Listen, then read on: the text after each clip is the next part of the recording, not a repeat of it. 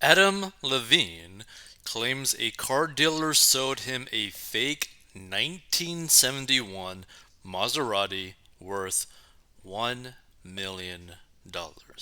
Well, I think the first thing that he made the mistake of was trying to buy a Maserati, which here's the thing. Some Maseratis look pretty awesome. I saw one on the highway not too long ago. Looked amazing. But I feel like there's not even really that much demand for really any Maserati. But let's get right into it. Adam Levine has filed a lawsuit against a classic car dealer for allegedly selling him a fake version of a rare 1971 Maserati worth $1 million. Now, here's another thing, too. I don't really understand necessarily why he would go through the process of basically suing the car dealer because the car dealer should have some form of insurance that would just pay for something pretty much soon after like an investigation and all that kind of stuff. So perhaps this classic car dealer doesn't have any sort of insurance that protects them from this whole sort of type of scenario. So the Maroon 5 frontman traded two of his Ferraris for the 1971 Maserati Ghibli 4.9-liter Spider from a prolific car dealer, Rick Cole, only to later discover the high-end vehicle wasn't the real deal, according to the federal suit filed in California last week. The 43-year-old pop star's suit says Maserati only made 25 Ghibli Spiders with the 4.9-liter engine, making such a car extremely desirable and valuable in the current classic car market. Well, I mean, I guess that kind of makes sense because, I mean, if they've only made 25 cars in that specific year with that specific engine, and if more than 25 people want to actually buy that vehicle, I can understand the price going up a lot, but I mean, $1 million and you traded Ferraris for a Maserati, kind of weird. So this love singer traded his 1972 Ferrari 365 and a 1968 Ferrari 365 worth $950,000 combined with Cole in exchange for the supposedly rare Maserati and $100,000 on January 11th, 2021, the court papers say.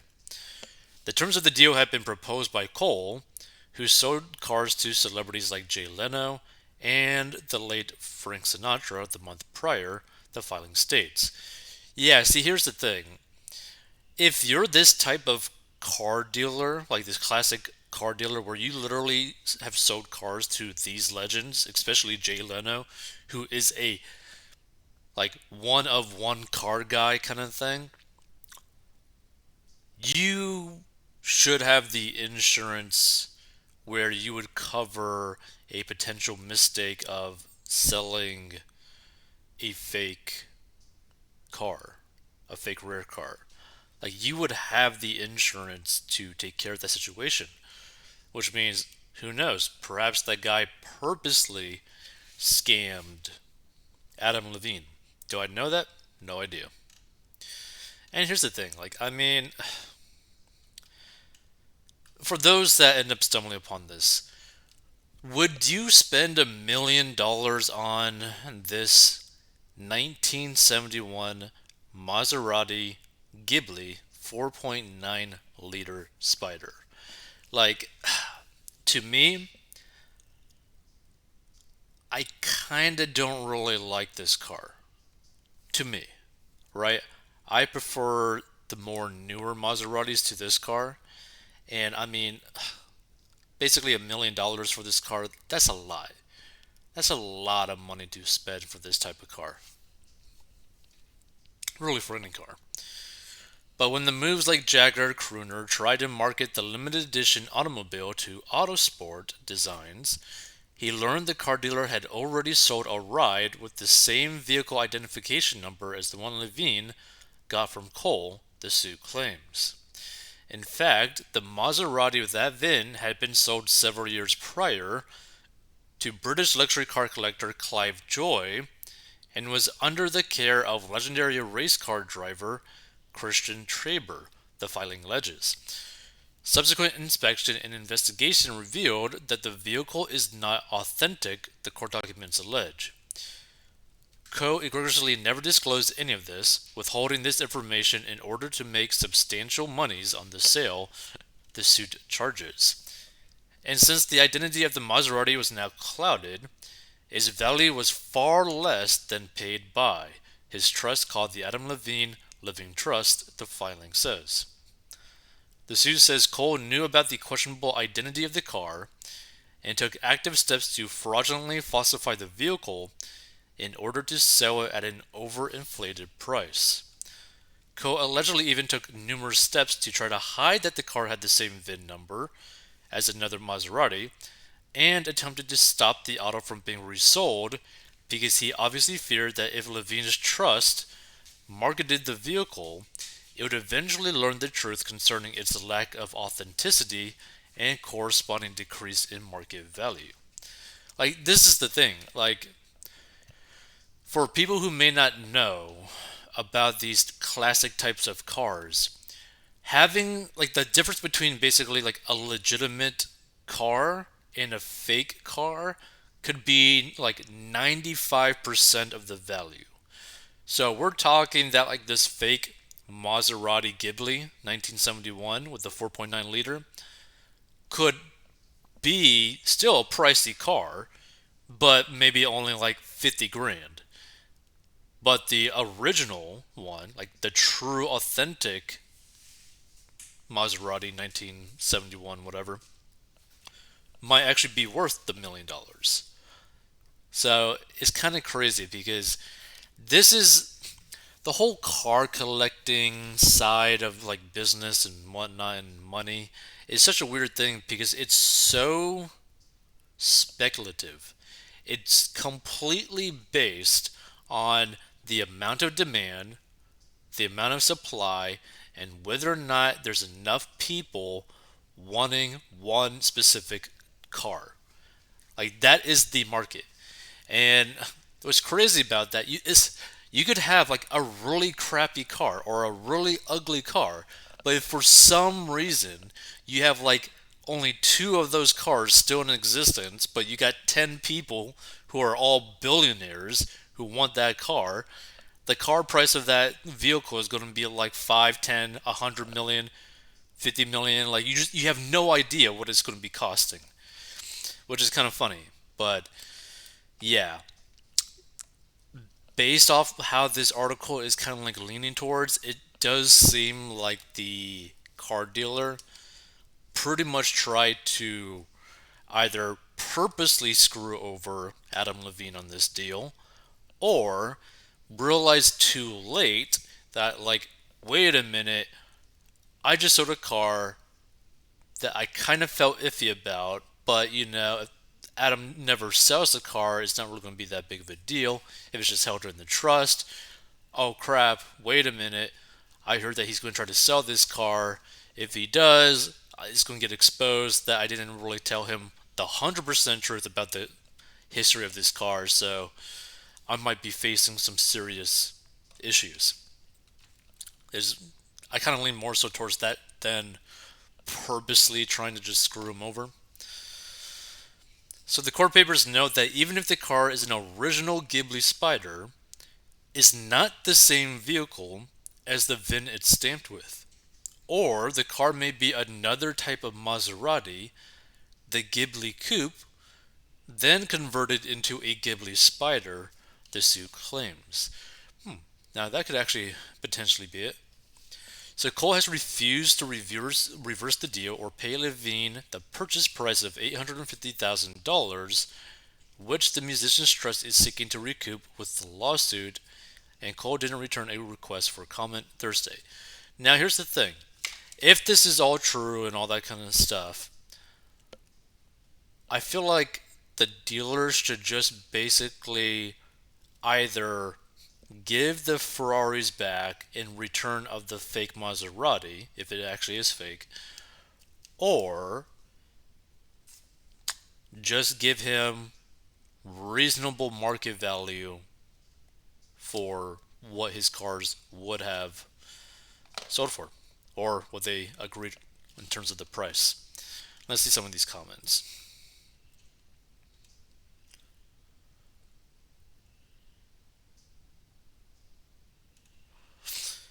Let's see, he steals other parts of other people's songs, so he's got no grounds to complain. I feel like there's almost every single major star where they just like steal samples of other people's songs. So the elements of a fraud are complicated and very rigid. If the seller knew and took active steps to conceal the provenance, that is a huge step on the fraud train. When word of this gets around in the classic car world, Cole will never be able to market another car. It's a very small and well heeled club. Like, I agree. Now, the thing is, it really depends on whether or not what the suit is claiming is actually true and whether or not the Maserati, whether or not he actually like knew before or at any time that the Maserati had a questionable history and did not disclose it. It'd be kind of different if he basically said like, even like in a text or email or whatever, he'd be like, "Hey Levine or Adam or whatever, like I know you want this Maserati Ghibli that we got. The history's kind of iffy, but if you're still willing to go through this sale, like this trade, we could do it for these terms. But, you know, if you agree to this deal, you assume all the risk kind of thing."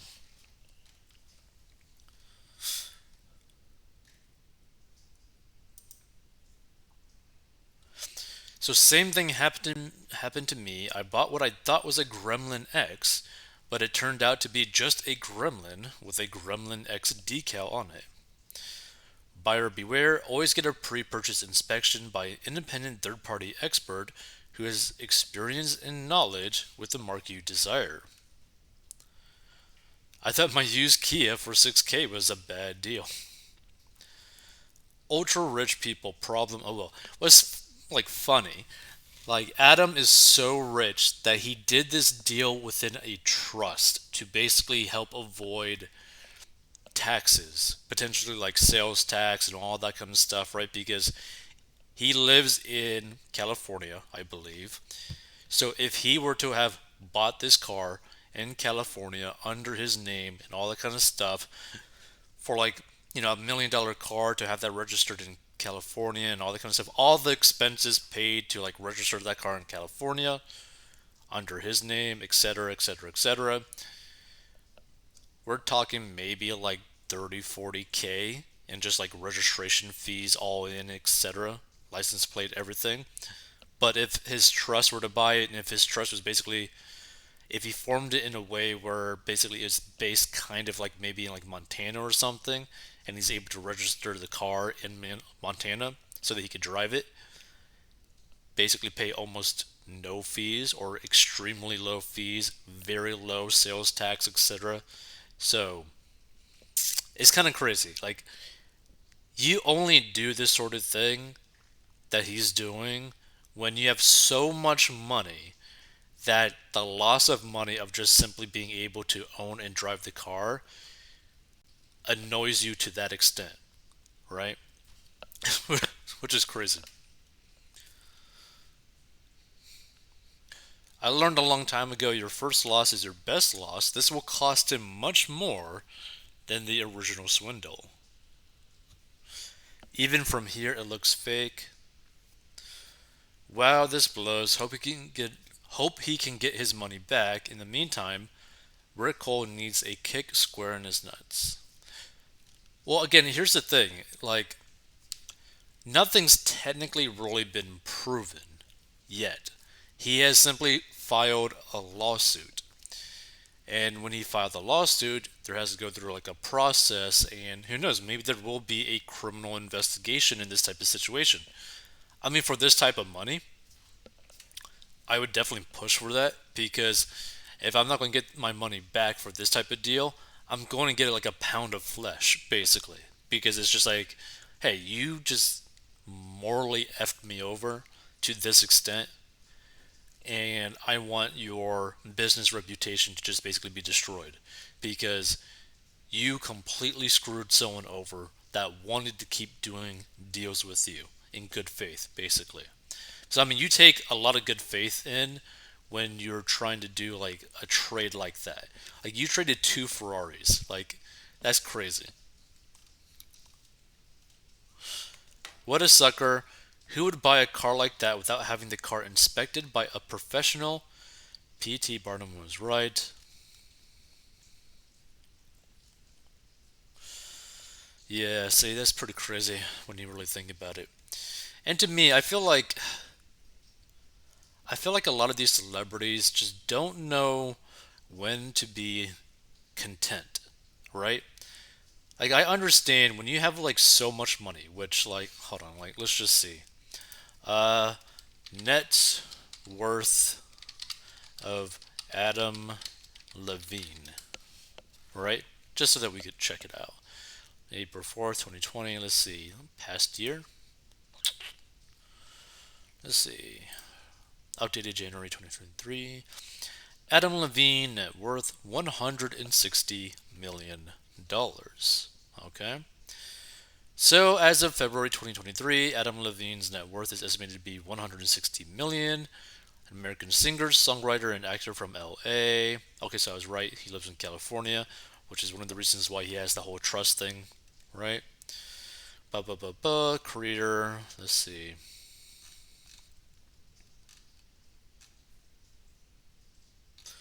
Never give up on your dreams. Don't be a victim of your past.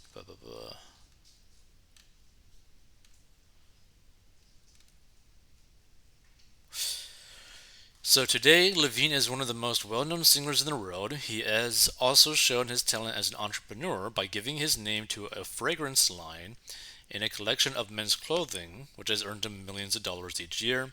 And as of February 2023, yeah, his net worth is 160. So again, $1 million to someone like Adam Levine, if he's not a complete moron in terms of his personal finances, which it seems like he's not, is like nothing. Is basically the equivalent of someone who has $160,000 in the bank, but try to buy something for $1,000 and got scammed for that $1,000. So it's not like life changing for his situation potentially, obviously, right? Because he's just worth so much money. But I think the biggest thing that bothers me about this whole thing, which why I thought it was kind of like interesting, is like, is it really worth the effort, time, and energy to go through a massive potential lawsuit to try to get your money back when the equivalent is basically like a grand to someone who has $160,000 in their bank?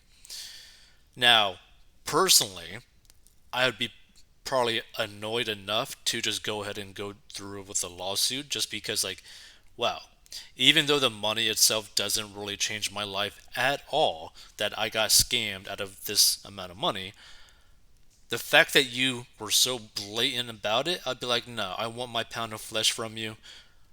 Let's deal with this, and either you're going to go to jail, prison for fraud, or you're going to give me my money, and then some, right? I'd do it personally just out of spite, not necessarily for like a financial reason. Just like we run in the same circles. You screwed me over. How many other people you screwed over? I'm going to take it out on you, kind of thing. But it's just like a spiteful way of viewing it. But in terms of like money, the fact that he got scammed out of like $1 million literally doesn't matter, right? Like financially speaking, it literally doesn't matter. This is like basically the purest example of like a stupid tax. Like, oh wow, I'm a moron. I didn't get this professionally inspected. Oh, I'm a moron. I would just trust this car dealer that all these car dealers are going to be truly, legitimately honest and good people. But who knows?